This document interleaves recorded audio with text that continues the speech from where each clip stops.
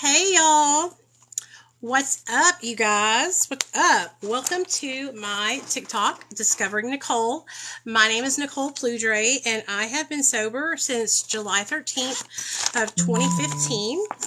I am going to be sharing with you guys today some things that I think are really important that you know before trying to taper off of suboxone or methadone or anything that you're trying to taper off of. It could be a medication. Who knows? Hey, Shelby, what's up, girl? So, come on in. Don't be shy. Okay? We have a great time over here. We talk about all things addiction recovery. And today, I had a bomb-ass live stream over on my Facebook page. So, if you guys follow me there, I think you'll love it. It was about 3 hours long. But we talked about everything. Everything. Okay? So, come on over and let's hang out. Okay, I'm putting my lip gloss on. Y'all know I'm a lip gloss fiend. So, that's nothing new here. And if y'all don't mind, share the video, like the video, and invite your friends. Share the video, like the video, and invite your friends. Okay? Okay, so I'm gonna literally put this down. I'm gonna be writing this down because I need to keep this. How to know when you are ready to taper. All right. I think this will be great. This is going to be a great fucking live, y'all. Hey, Sonia. Thank God you're here. I'm in bad cravings right now. Hey, what's up? Who cares? I found you off Facebook. I found your videos about dealing with shame, about being on. Matt, that's awesome. Thank you for coming over here.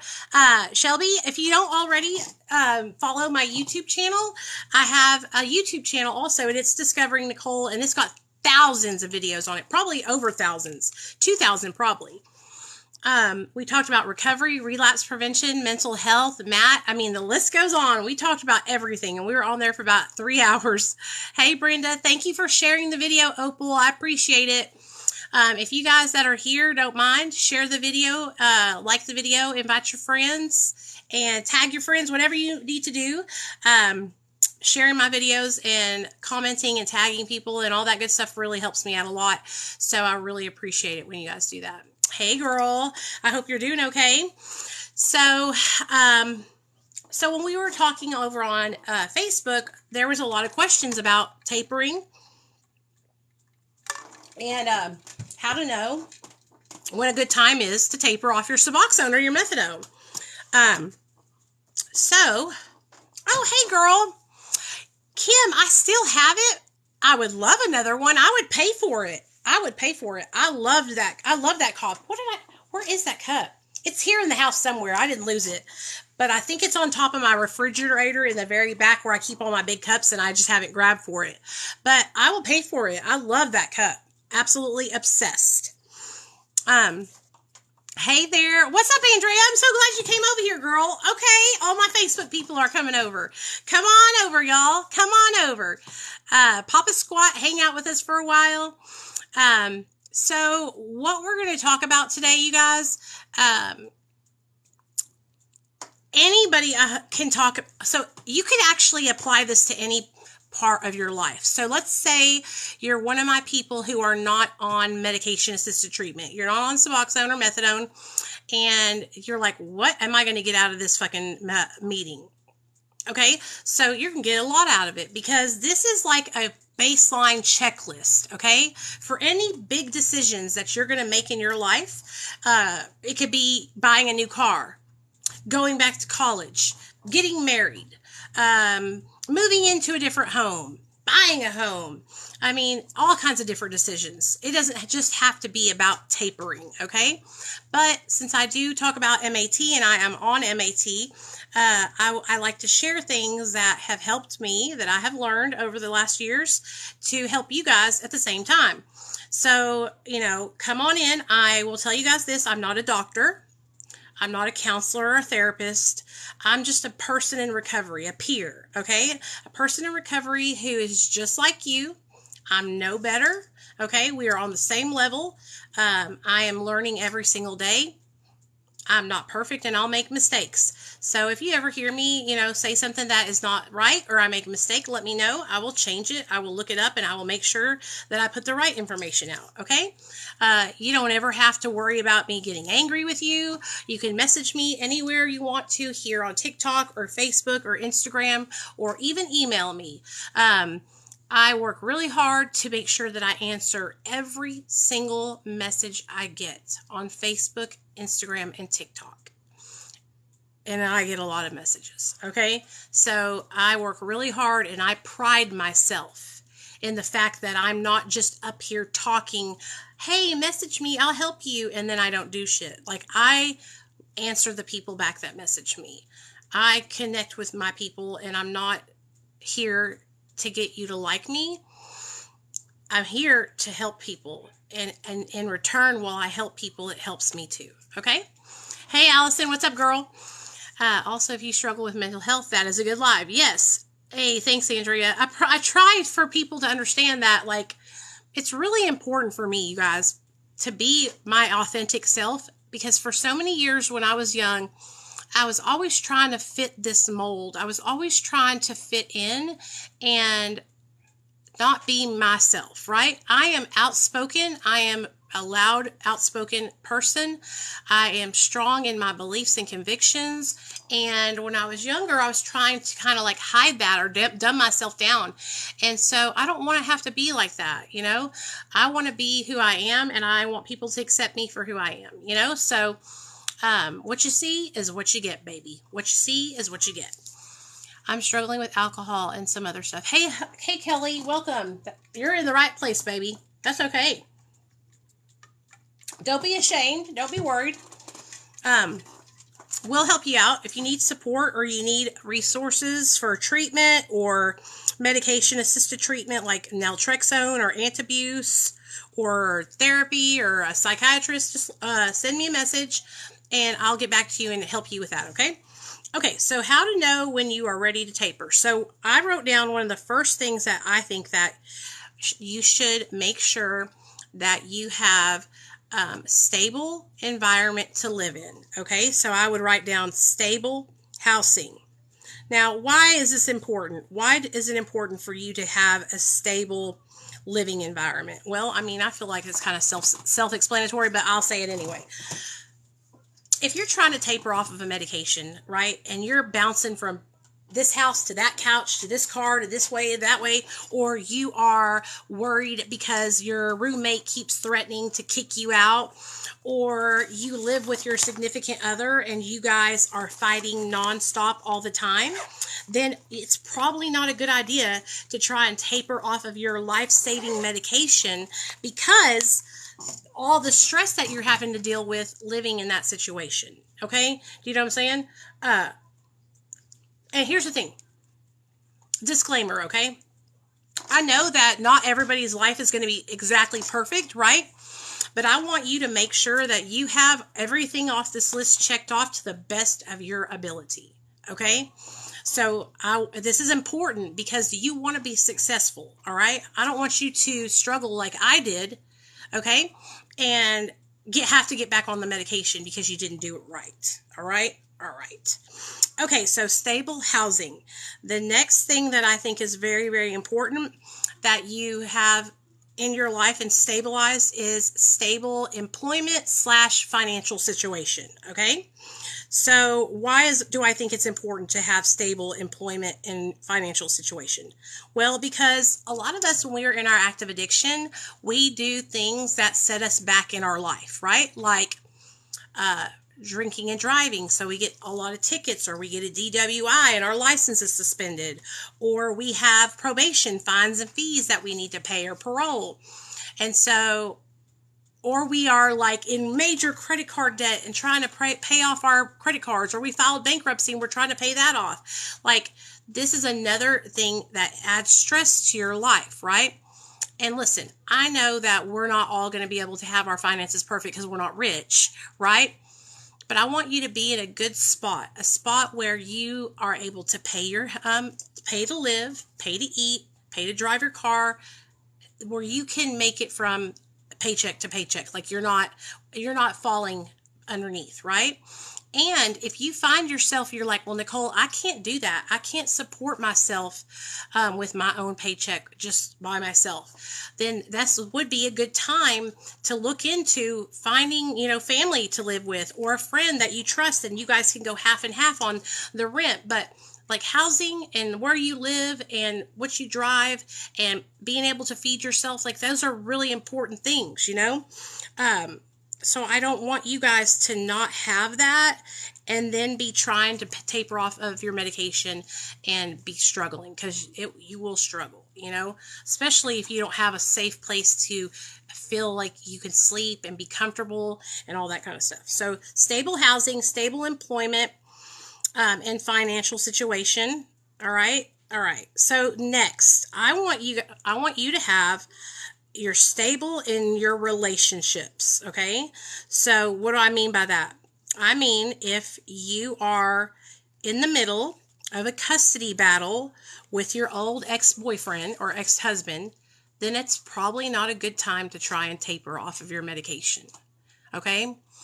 If you are involved in a CPS case and it's open and it's been open for like 6 months and you got 6 more months to go or whatever, wait until you get that CPS case closed and out of the way, because it's just another added stressor, right?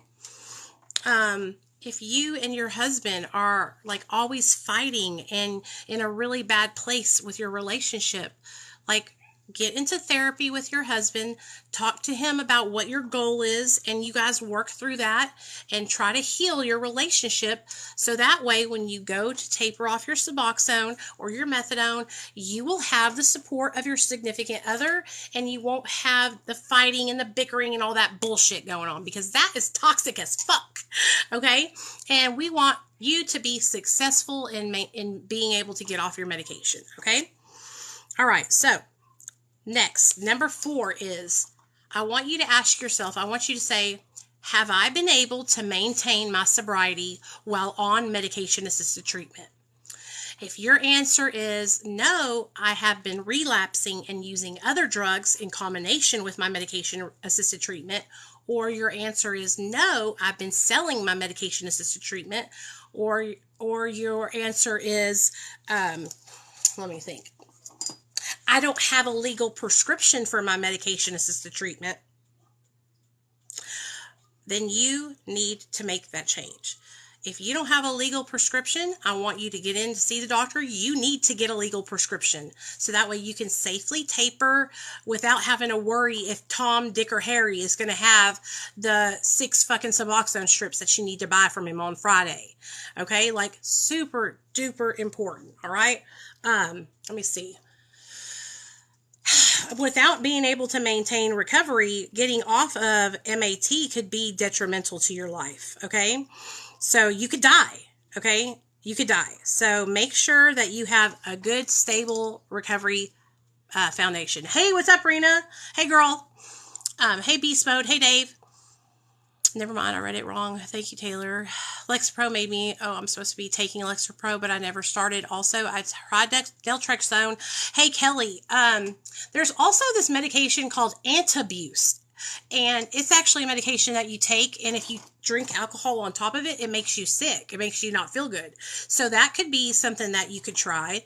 Now, Lexapro, I take it for anxiety and depression, and for some people, it just doesn't work. Like, if you're struggling with alcoholism, like what I would do if I was you is I would go to detox and I would get safely detoxed off of the alcohol, right?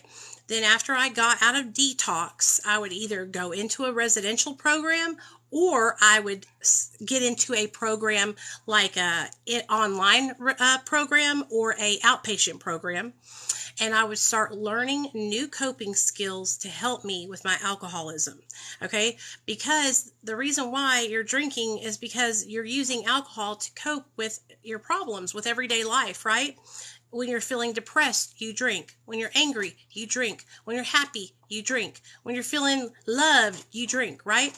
And so getting sober and changing your life is changing your behaviors and learning the new ways to cope so you don't go out and drink over everything. So like for me, I used to get high on holidays, on weekends, on weekdays, at night, in the middle of the night, in the daytime, in the afternoon. It didn't matter, honey. I was getting high all the time. I was celebrating getting high. If I fucking got a job and I made some money that day, let's celebrate. I'm getting high. You know, if I had a bad day and I fucking got pulled over and got a ticket, let's celebrate. I'm getting high. Like, I use drugs for every reason to cope with every single thing that was going on in my life. Because I just didn't want to deal, man. I didn't want to deal with that bullshit. So I would get fucked up, you know? So for me, when I got sober, I had to learn how to fucking live my life again. I had to learn how to literally cope with my depression. I had to go out and get my depression treated. Because see, that was the thing. Like, I would use drugs and alcohol because I would be depressed or I would be sad or I'd be anxious. And I would also use drugs to help my mental health, or what I thought was helping my mental health, you know?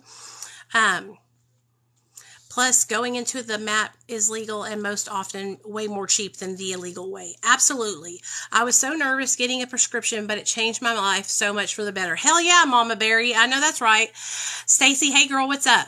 Yeah, every non-holiday, it didn't matter. I was getting messed up. So, Lord have mercy.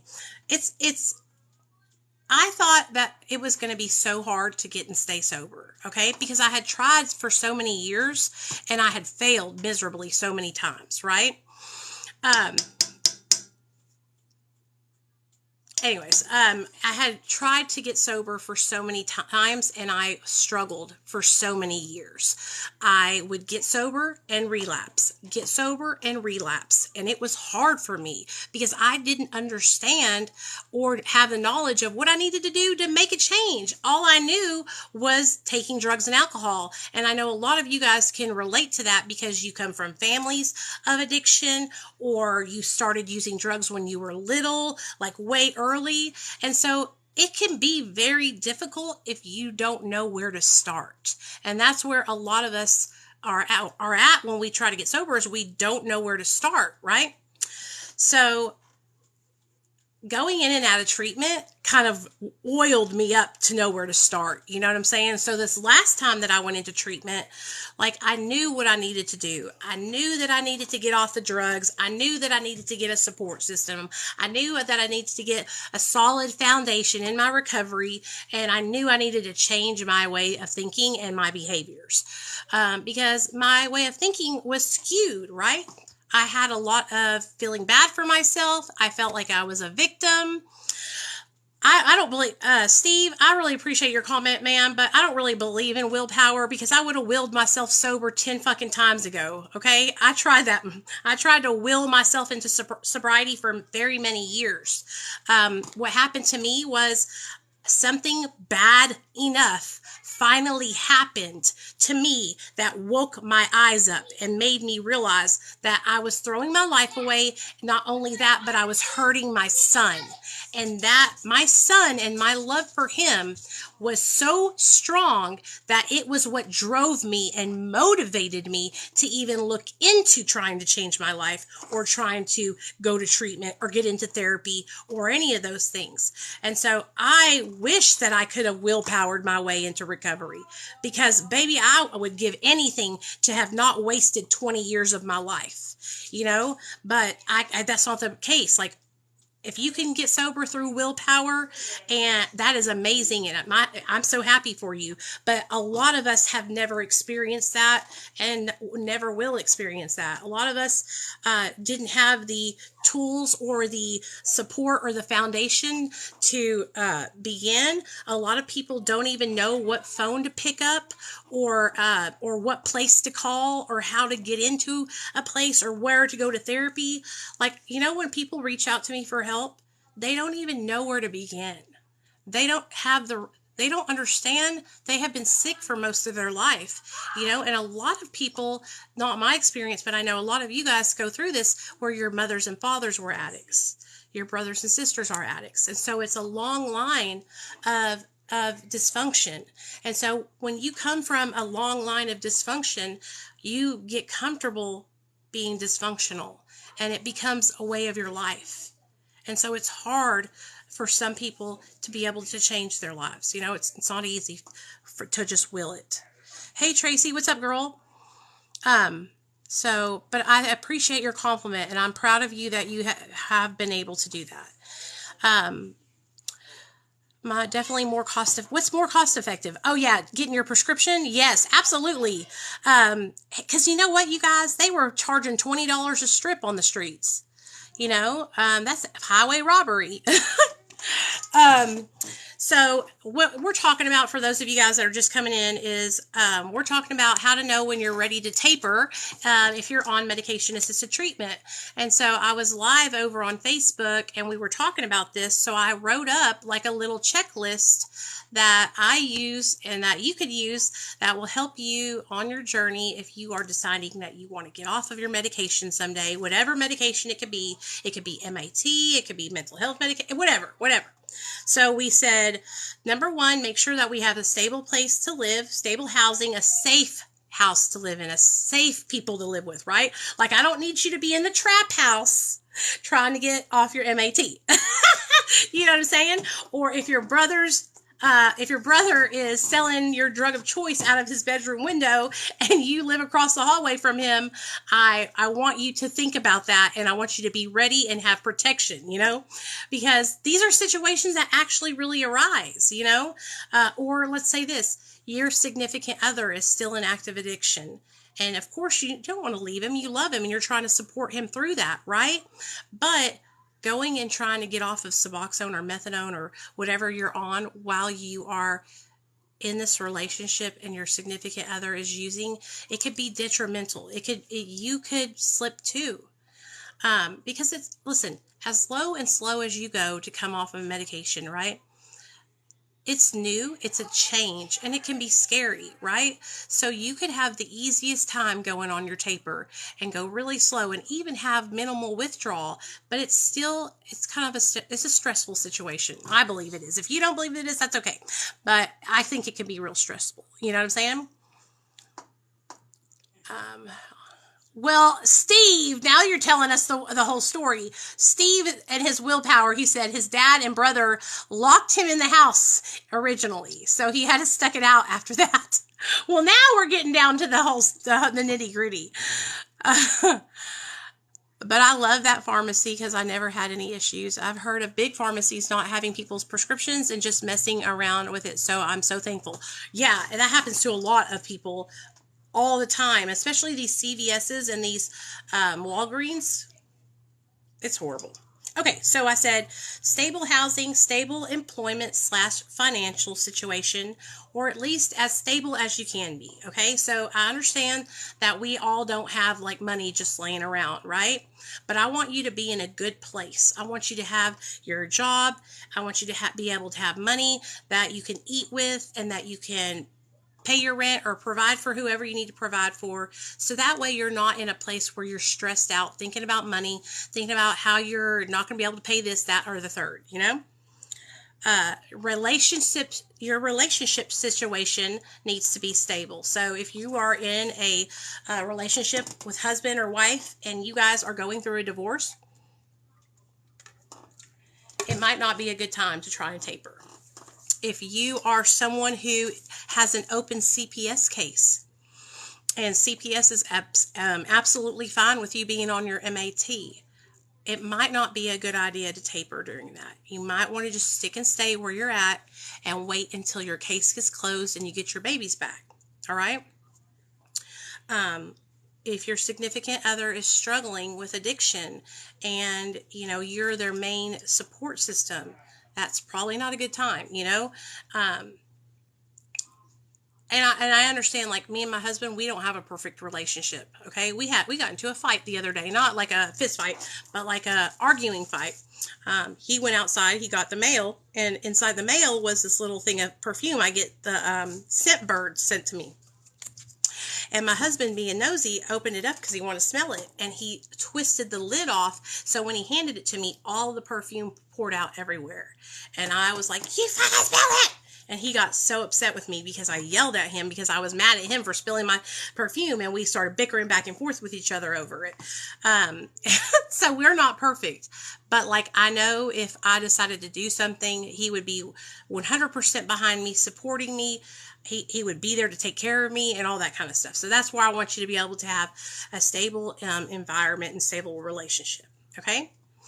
Okay, number 4. Have you been able to maintain your sobriety while you have been on suboxone or methadone or whatever medication it is? Okay, if you're somebody who has struggled to maintain sobriety and you have either like been relapsing or using on top of it or selling it or trading it, it's not a good time to taper. Like, and I understand, like, sometimes you guys, when we get on MAT, we feel really ashamed because of the stigma attached to it. And that's what happens a lot, is it's the stigma of other people judging you for your pathway to recovery. Okay. And I want you to know something right now. Those people who judge you, I want you to think about it like this. If I die today, will they be at my funeral? If I die today from a drug overdose, will they be at my funeral? If I die today and I leave my son without a mother, will they be there to help my husband or support my family to help my son? If I die today, or if I'm struggling and I want to relapse, are they a person I can pick up the phone and call them for help? Probably not. You know, so if you can answer those questions, then you don't fucking need them anyway. You know, they don't care at all. My sub doctor used to give me extra whenever, and then cut me off one day from 24 milligrams. Doctor's literally office right down the street. Oh, good. My whole family didn't show up when I OD'd, not even some flowers. That made me cry. You were so right. And I don't mean to make you cry, and you know, but I just, like, I had to ask myself that. Okay, so listen. I have been on MAT for 7 years, and I have been openly speaking about medication or about recovery and medication assisted treatment for 5 years on social media. Okay. And so through my social media journey and being out here in the open and exposing myself to the world, I have gotten made fun of. I have been told that I'll never be able to work in treatment or help others. I have been told that I'm not sober and that I might as well be shooting heroin. I have been told that, oh yeah, that's how you stay sober. You just suck it on Suboxone strips. Okay. I have been made, I mean, look at that fucking Blake dude that made those videos over and over and over again about Suboxone, telling all of us that, you know, we just need to quit our Suboxone. If we could really quit it, then, oh, you can't quit it, you're going to go through withdrawal, you're addicted. You're just addicted to your Suboxone. Like, I've had that shit just pounded into my brain for five years that I've been on social media sharing about it, you know? And so people are ruthless, you know. What I had to do is I had to start asking myself, because I would get upset. My feelings would be hurt, and I would care about what they thought about me. I cared about what Jenny from Ohio typed on my page about me being overweight and on MAT, or about what Tanya did when she called CPS on me, you know, like all these things. And so I had to ask myself, like, what does it matter? Who are they to me? Why am I putting so much stock in what strangers on the internet, who most of them don't even have, they don't make content. They don't put themselves out there for everyone to see and everyone to pick apart, you know? It's hard to put yourself on the front lines, especially when you're not a perfect person, you know? I'm not a perfect person. I'm overweight. Okay. I have crooked teeth. Okay. I have glasses. All right. And that makes me a target for people. They make fun of me for my flaws that I struggle with and that I'm insecure about. And so I want you to imagine, like, high school times 20,000 is what it's like on social media. And you guys, if you're not making social media content, you can put this into your own life where you're being judged by other people for being on MAT, and if it's people that are in your direct life, like your mother and your father or your sisters and your brothers, I truly believe that when we have family members who see us doing well, who see that we have changed our lives and that MAT has literally saved us and that we're a different person, and they are negative against it, I truly believe that most of the time it's because they don't understand. They truly believe that we're taking this medication and getting a high from it or some kind of buzz, and they're uneducated.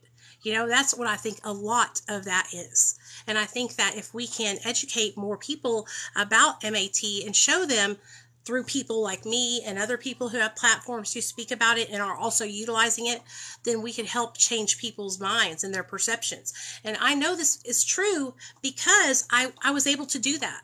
I was able to do that in my hometown where people are all about just abstinence and AA. And I got to go on a show with a woman and talk to her and go back and forth. And I won her over when I said, "Do you struggle with mental illness?" And she said, "Yes." And I said, "Okay, what do you take for your mental illness?" She had like really bad bipolar disorder, and she shared about the medications that she took for her bipolar disorder. And I was like, "Well, what would happen if you just stopped taking your bipolar medication cold turkey?" She would get sick because it makes her withdraw, and also she would go crazy and end up hurting herself or somebody else, right? And I was like, so what's the difference between you taking your medication for your bipolar, schizophrenia, what's the difference between you and me? There's not a difference. You're treating a condition, and I'm treating a condition, right? Mine is addiction. Yours is bipolar disorder. And so, you don't need to be ashamed ever. Okay. It's fucking 2022. It's science, motherfuckers. Like if you think that, being on MAT, if you think that people who get on MAT are like so excited to go and get on it, like we struggle, a lot of us feel immense amounts of guilt and shame, and it's because of people don't think about how their words can truly affect somebody else. And I'm trying so hard to learn and to realize that my words carry weight and that the things that I say can affect somebody else. And I don't want to be that person who maybe puts somebody in a bad headspace because of the things I say, Sad people can't grow up and not be bullies. I know. I seriously could never. I couldn't handle that. People who are against it just don't understand. Yep, that sounded sarcastic, but I was being serious.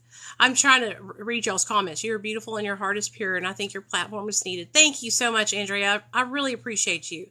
I had to cut my sister out. JoJo, I understand that. I was ashamed until my husband said that I should be proud and reminded me how hard I had fought to get to where I am. Years ago, when I looked for info on MAT, I would only find sharing their negative experiences. I got lucky to have eventually run into you. Yeah, so, and that was my experience too. When I got on suboxone, the only positive experience that I heard was from my husband. And there were so many people online saying all these horrible things about it. So when I got on, I was like fucking scared, But I will tell you this.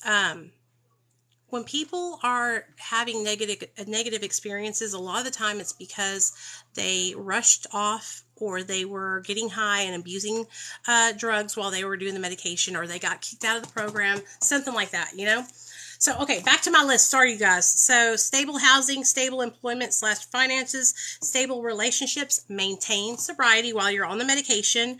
And we want to talk about how is your mental and physical health, okay? How is your mental and physical health? What I mean by that is, if you have just been diagnosed with cancer, it might not be a good idea to try and get off your MAT just yet, right? If you are struggling with your depression, your anxiety, you feel overwhelmed, take a step back, reevaluate the situation, and try something different. Pause, chill out. There's no rush. Who you rushing? Who you racing? The only person that I'm in racing and competition with is myself. What about you? So there's no need to try to hurry up and end up hurting yourself. Okay. I got lucky. Okay, I mean, it's pretty addictive if you're lying to the doctor about your dosing. Oh, are you about suboxone?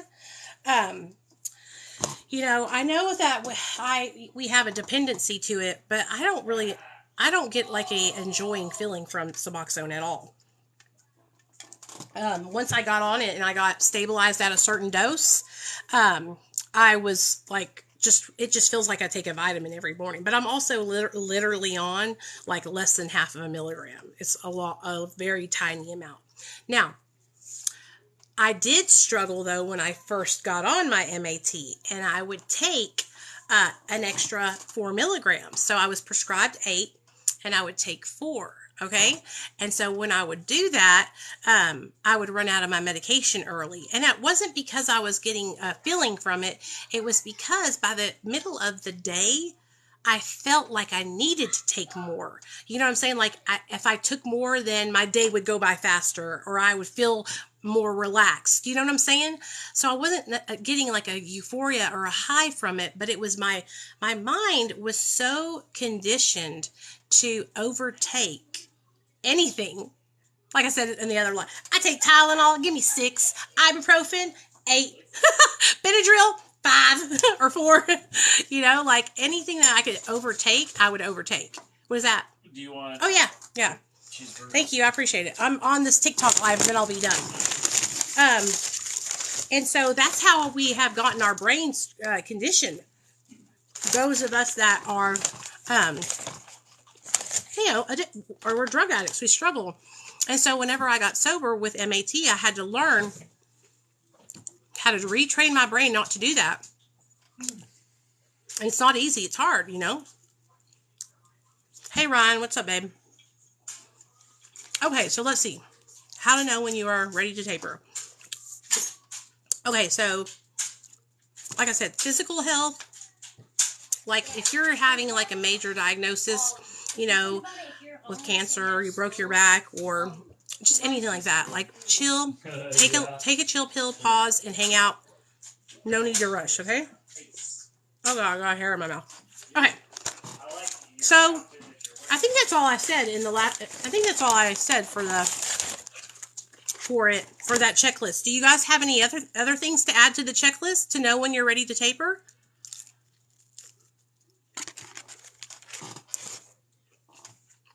Another thing that helped me was I used to be like super obsessive about my medication. Like I would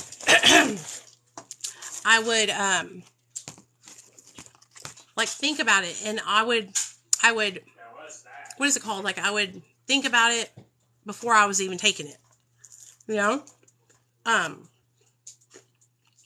And so what helped me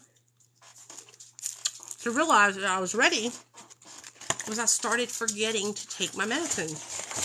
Woo! It would just slip my mind. And you know why? Because I was no longer obsessing about it. Hey, Coley. I was no longer obsessing about it, and I was just going about my day and being a regular person, And so that helped me. So stop obsessing. How many of you guys have that obsessing, And listen, when I ask you this, it's not because I'm trying to like shame you or anything like that. Like I had it too. You know what I mean?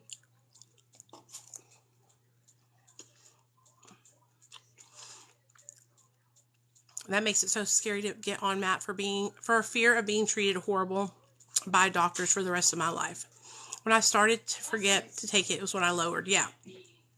The doctors don't really treat you horrible. You just can't always keep going early. Yes. And that's why I had to be honest with my doctor about it. And tell him, hey, I've been taking more. That's why I'm running out early. And that's why he upped my dose. I'm going to eat a hamburger while I talk to y'all, okay? Yeah. So one of the things that I learned early on with my suboxone doctor is that honesty is the best policy. So I would just be straight up with him, you know? Oh, Mom, can I show them me reloading this fake toy BB gun? Not on TikTok. Why? This is a gun. It's a toy gun. Literally. I know, I'll get shut off my live, Nate. Orange tip. Mm-mm.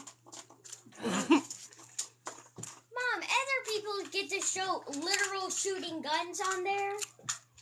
Mm-mm. Maybe on YouTube, but not TikTok, buddy. Exactly. YouTube would have been okay. Tell me why then. Tell me When why. you can cut your sub in half and feel okay. Yep. So honesty was the best policy. Now, I saw somebody say something about the way doctors treat you. I haven't been mistreated by doctors, but I'll tell you this. Because I'm on MAT, a lot of doctors won't treat me with other medications, like anxiety medication if I had a panic attack, or when I went to the doctor to get on medication for my weight, wouldn't do it because I'm on MAT, because they know I have a history of addiction.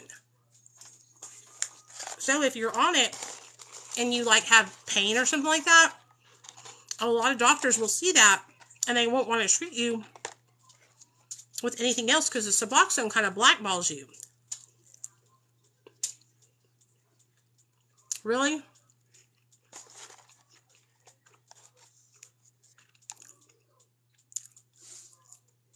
How'd you go to jail? What happened, Steve?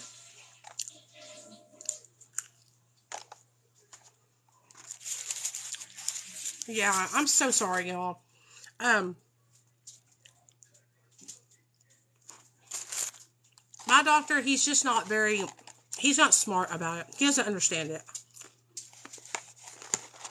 You know what I mean? Damn, you went ahead and made you a script, huh? Me and my husband, we did that with this guy because we came up on a list of, we had a script pad.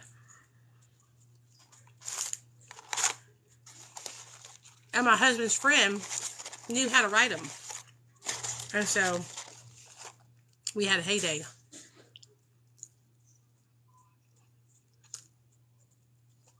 Mm-hmm. Right. So, like, Dr. B, he's an addiction specialist, right? And so we see a lot of patients that have anxiety, and we treat them because Dr. B knows that not treating their anxiety can lead them, you know, back to their addiction. So we monitor them closely. Okay. We have patients that are on Suboxone that are also on Klonopin.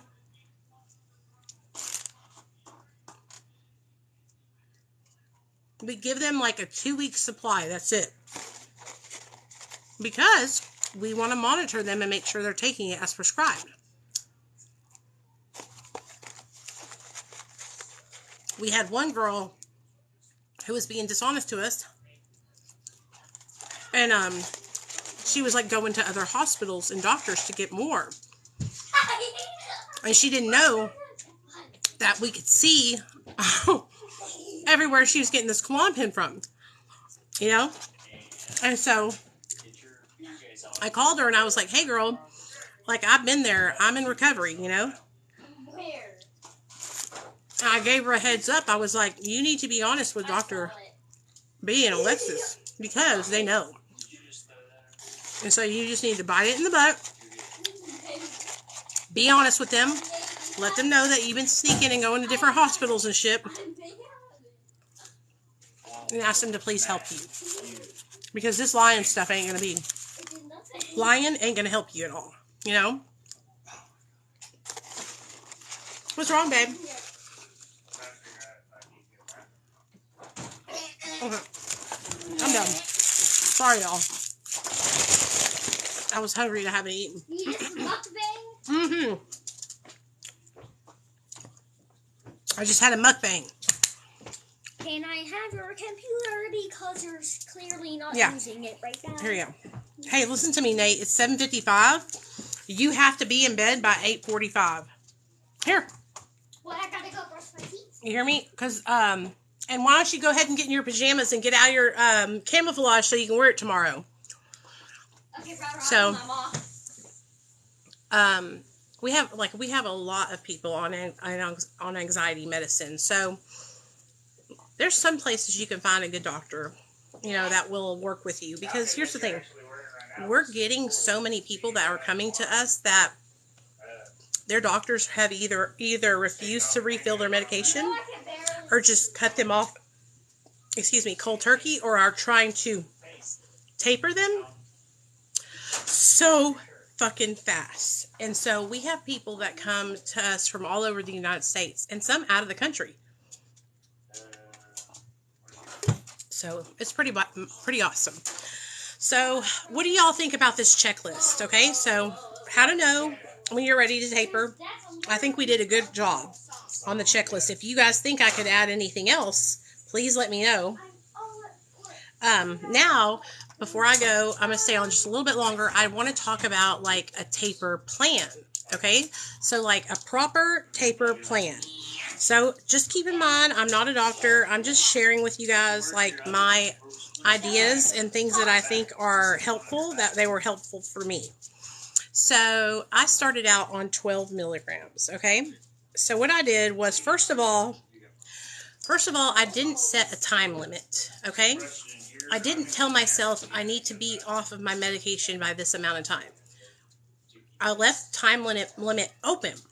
So that way I wouldn't feel rushed. I wouldn't feel like I was failing if I didn't make it to that point. Because I'm bad about that.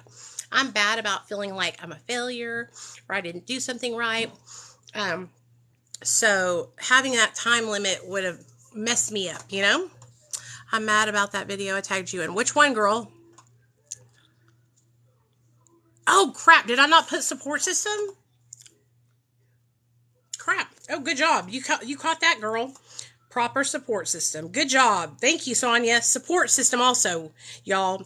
Do not be tapering unless you got proper support. So I was on 12 milligrams when I started. So I knew it was going to take me at least a year, right? And so what I did was I went from 12 milligrams and my doctor took away 2 milligrams and I went down to 10 milligrams. Okay. Now, I stayed at 10 milligrams for a quarter, 90 days, because I only saw my doctor every quarter. But if I was doing it on my own without him, I would have stayed at 10 milligrams for 30 days. I think 1 week, 2 weeks, 3 weeks is not sufficient enough time for your body to stabilize at each drop. So I believe that when you drop, you stick and stay at that drop for 30 days. Okay, so I dropped down to 10. And then after that, 30 days was up, take off 2 more and go down to 8 milligrams and stay at that for 30 days. Okay, then from 8, take away 2 more and go down to 6 milligrams, 30 days. Okay, then take away 2 more and go down to 4. Now this is where it changes up a little bit. Okay, once you get down to 4 milligrams, then I believe you should take away 1 or 0.5. Okay, so you get down to 4 milligrams, and I think if you're comfortable, you could do 1, but 0.5 would probably be the safest. So we'll say 0.5, and that'll take us down to 3.5. So you're probably going, well, Nicole, how am I going to get down to 3.5? You go and you have your doctor prescribe you the 2 milligram strips. Okay, so that way you have a 2 milligram strip. You can break it in half. That's 1 and 1, right? Yeah, 1 and 1, or you take 2 and then you take a half and then a little quarter of it, and that'll be 3.5, right? So 3.5, stay at that for 30 days, then go from 3.5 to 3, okay? 3 to 2.5, 2.5 to 2, 2 to 1.5, 1.5 to 1, down to half, 1 to half a milligram, then a half a milligram to a quarter of a milligram. Okay, and And I know it's going to be, listen to me. Thanks, man. I know that it's hard to be patient. Okay. That's what the hardest thing about tapering off medication, I believe, to me, is being patient and actually like doing it properly. That's where I screwed up because I tried to just throw myself off at the end, and I should have waited and stuck and stayed and got stabilized. And so being patient with yourself, making sure that you remember that this is not a marathon, like you're not racing anybody.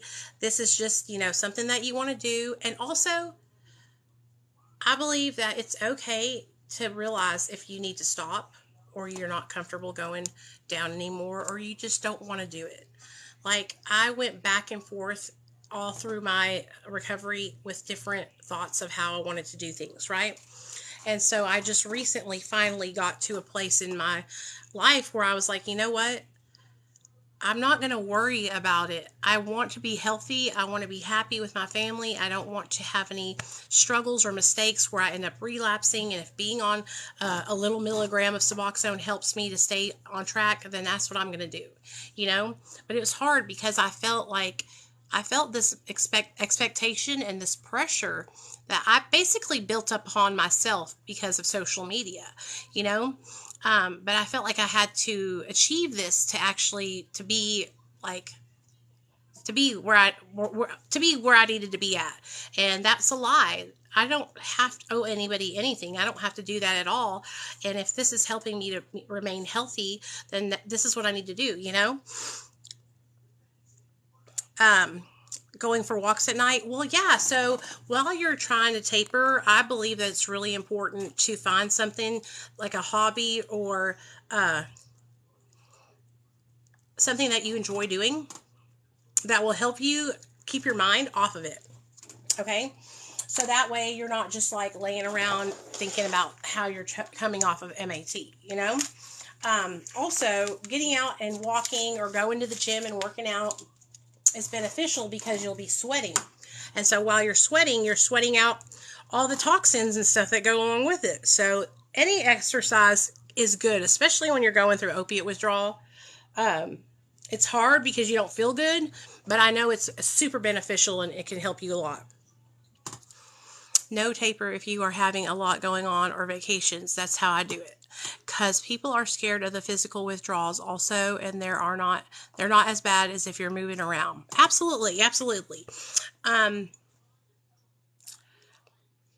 think that I know a lot of people that I've struggled, and I know a lot of people struggle. You get into a spot where you're jumping off, and you're depressed, and you are anxious, and you are emotional. And I don't know about you guys, but like I cry a lot anyway, but when I'm going through withdrawal, I cry even more. And so journaling, taking a walk, doing some meditation or some yoga can be super helpful, but staying connected to people that you can call and talk to at any time, super important. Yeah. I hope that you guys enjoyed hearing about this. Hey, what's up, NC? Oh, so Ashley, are you having struggles with sweating? How long have you, oh, hey, Melissa, how long have you been on suboxone, Ashley, and what milligram are you on?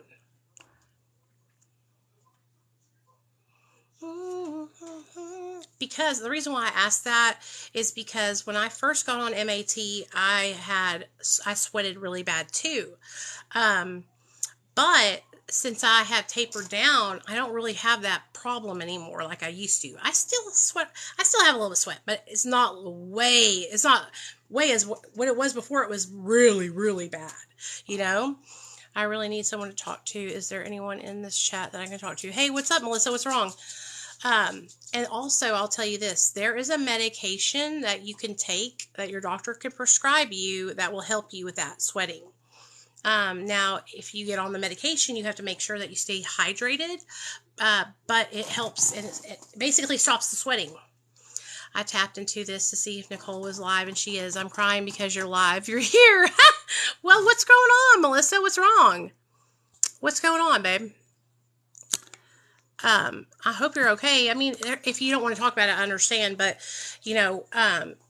we're all here to help you and support you, and you're not going to make me upset or anything if you're struggling.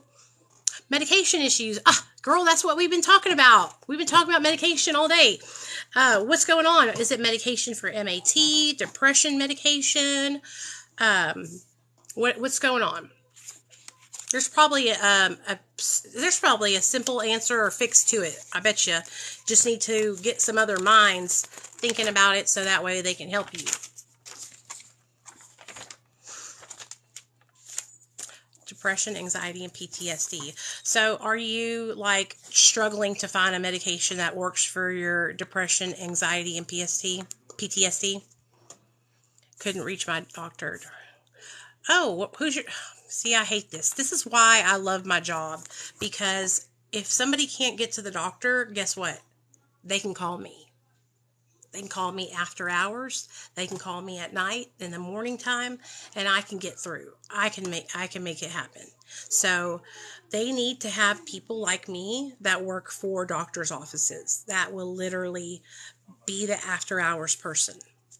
If you can get some Pedialyte, the electrolytes help with the cramping and the stomach issues. Good job. Thank you so much, Steve.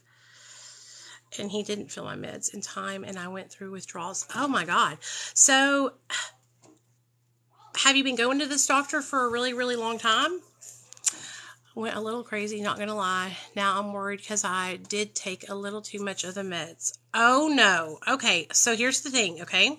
And I'm not trying to scare you or anything, but you need to let me know if you think you're in danger, because if you are, then you need to go to the doctor. You need to go to the 911 or ER, okay? And yeah, I would be upset too if I called my doctor and they weren't refilling my medication on time. Like, that's freaking really important. If you are having that issue over and over again, like, I would find another doctor. So that way you don't have to worry about that, because it sucks when you have to depend on somebody that's not dependable. So, I'm going to put my phone number in the chat because I'm going to jump off here. But if any of you guys want to text me, you're more than welcome to text me. I don't know if y'all will be able to see it. Oh, I guess I'll just tell it to y'all. It's 258-1833. 501-298-1833. 501-258-1833. Yes, I am that psychopath that gives my number out on the internet. That is me. That is me. Nicole D. I got a lot of work cut out for me tonight, y'all. I got mad messages on Facebook because, like, I know probably 100 at least. It's going to be crazy. But that's okay. That's okay. You guys know you can get subs online? Oh, yeah, man. I actually work for, or I am affiliated with, a place called recoverydelivered.com. And they do online telemedicine for subs, and they service all 50 states, so it's pretty fucking dope. I try to be, because I understand, like, okay, so I try to think about how I felt whenever I go through things, you know. And I try, you guys, so hard to be positive on TikTok and to keep my nose out of drama and stuff. Sometimes it's just inevitable. But I will never, ever purposely be rude to you. I will never, ever, like, do something mean or hateful. That's not what I'm about. I don't do that shit, you know. Now, there's times where I will, respond to something and defend myself. And 99.9% of the time, if I'm talking about something that's negative, it's because I'm defending myself. Because I'm not the kind of girl that just attacks people that I don't like, or I see someone who is, a woman in recovery who's a drug addict who I don't like and I'm jealous of, or I, make content about that person. And that happens to me all the time. Or I have women on this platform who make content about me because they're jealous and they're miserable. And it's really, really hurtful, So I work really hard to ignore that and to try and just be a positive influence, and help other people. So I love you guys. I hope you guys enjoyed the live stream with me tonight, and I will be on tomorrow night, same time, same place, 7 p.m. Central Standard Time. And for those of you guys that didn't know, I go live on Facebook at 3:45 p.m. Central Standard Time. So you can join us for the 3:45 over on Facebook, and then hit me up right here on the 7 o'clock. If you missed tonight's meeting, that's okay. Thank you. I'm going to put it over on my YouTube channel. So for those of you guys that don't follow me on YouTube, my YouTube channel is Discovering Nicole. And you can catch all of my live streams there. And you can also find all the interviews that I do. So I have people come on and share their stories. So there's a whole playlist with about 167 interviews, I think, on it. And so if you're bored and you want some inspiration, baby, check it out, because everybody's story's on there. Okay? And if you want to tell your story on my platform, send me a DM and I will have you on to tell your story. Okay? Love you, Opal. Oh, Opal, did you see I made you a moderator, girl? Oh, wait a second. Jenny, you've been doing good, too, coming to my live, so I'll make you a moderator, too. Let me see.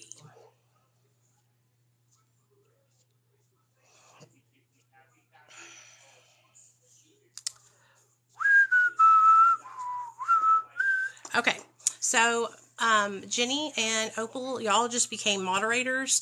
If you're somebody who wants to be a moderator for me, the way that you do it is you come to my live streams, you help out by, helping out in the chat by letting people know that you're proud of them, welcoming the new people into the chat. If you see somebody who's being nasty and hateful and ugly, you can take care of that. We don't do any nasty hate or ugliness.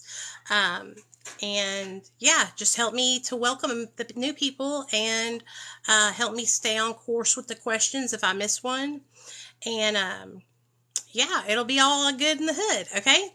All right, you guys, I'll see y'all at 3:45 Central on Facebook and 7 p.m. Central Standard Time here on TikTok, okay? You are. I love you guys. I love you, Trey. I'll see y'all tomorrow, okay? Night. All right.